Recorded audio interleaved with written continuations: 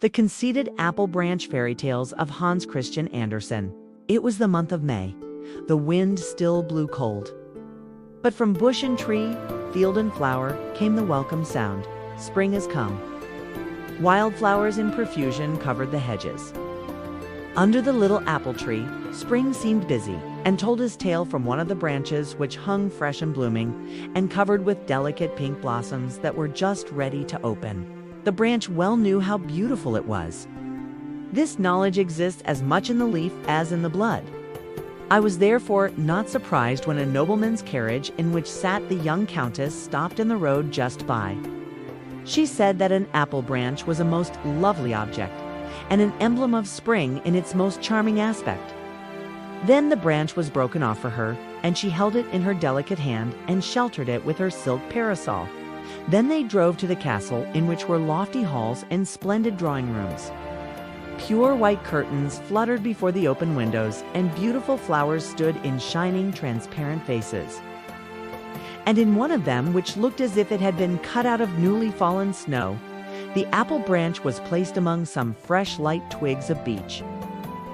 It was a charming sight. Then the branch became proud, which was very much like human nature.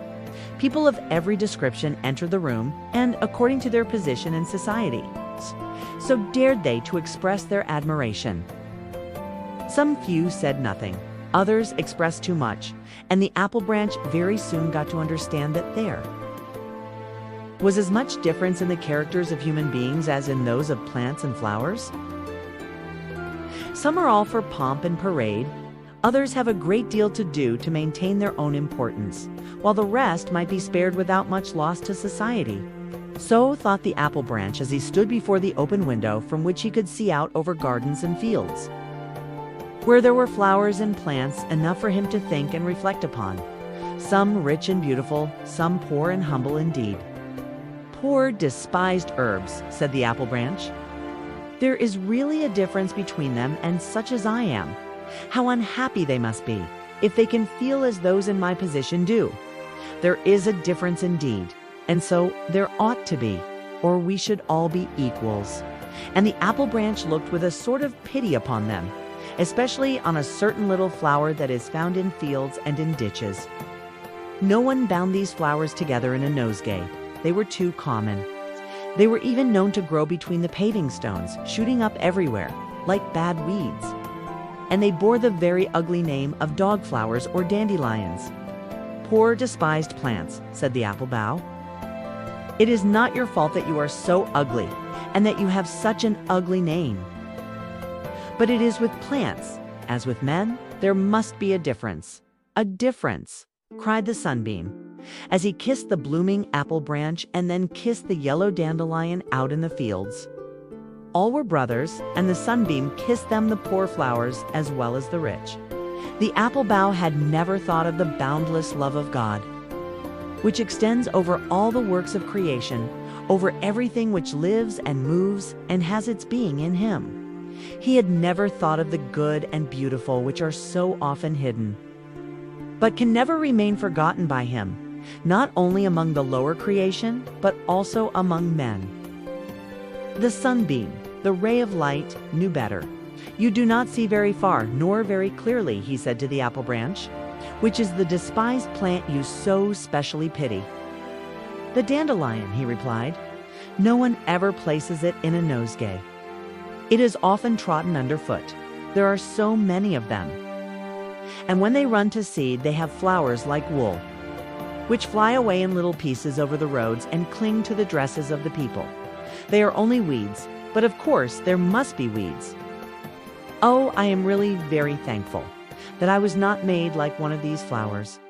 There came presently across the fields a whole group of children, the youngest of whom was so small that it had to be carried by the others. And when he was seated on the grass among the yellow flowers, he laughed aloud with joy, kicked out his little legs, rolled about, plucked the yellow flowers, and kissed them in childlike innocence. The elder children broke off the flowers with long stems, bent the stalks one round the other to form links, and made first a chain for the neck, then one to go across the shoulders and hang down to the waist, and at last a wreath to wear round the head. so that they looked quite splendid in their garlands of green stems and golden flowers. But the eldest among them gathered carefully the faded flowers, on the stem of which was grouped together the seed, in the form of a white feathery coronal. These loose, airy woolflowers are very beautiful, and look like fine snowy feathers or down. The children held them to their mouths and tried to blow away the whole coronal with one puff of the breath. They had been told by their grandmothers that whoever did so would be sure to have new clothes before the end of the year. The despised flower was by this raised to the position of a prophet or foreteller of events. "Do you see," said the sunbeam, "do you see the beauty of these flowers? Do you see their powers of giving pleasure?" "Yes, 2 children," said the apple bough. By and by an old woman came into the field and, with a blunt knife without a handle, began to dig round the roots of some of the dandelion plants and pull them up. With some of these she intended to make tea for herself, but the rest she was going to sell to the chemist and obtain some money. "But beauty is of higher value than all this," said the apple tree branch. "Only the chosen ones can be admitted into the realms of the beautiful. There is a difference between plants, just as there is a difference between men." Then the sunbeam spoke of the boundless love of God, as seen in creation and over all that lives, and of the equal distribution of his gifts, both in time and in eternity. "That is your opinion," said the apple bough. Then some people came into the room, and among them the young countess, the lady who had placed the apple bough in the transparent vase so pleasantly beneath the rays of the sunlight. She carried in her hand something that seemed like a flower. The object was hidden by 2 or 3 great leaves, which covered it like a shield, so that no draught or gust of wind could injure it. And it was carried more carefully than the apple branch had ever been. Very cautiously the large leaves were removed, and there appeared the feathery seed crown of the despised dandelion. This was what the lady had so carefully plucked and carried home so safely covered, so that not one of the delicate feathery arrows of which its mist-like shape was so lightly formed should flutter away. She now drew it forth quite uninjured, and wondered at its beautiful form and airy lightness and singular construction, so soon to be blown away by the wind. "See," she exclaimed, "how wonderfully God has made this little flower. I will paint it with the apple branch together. Every one admires the beauty of the apple bough. But this humble flower has been endowed by heaven with another kind of loveliness.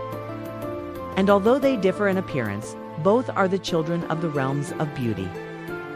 Then the sunbeam kissed the lowly flower, and he kissed the blooming apple branch, upon whose leaves appeared a rosy blush. And that concludes our tale. We hope you enjoyed this journey into the whimsical world of storytelling.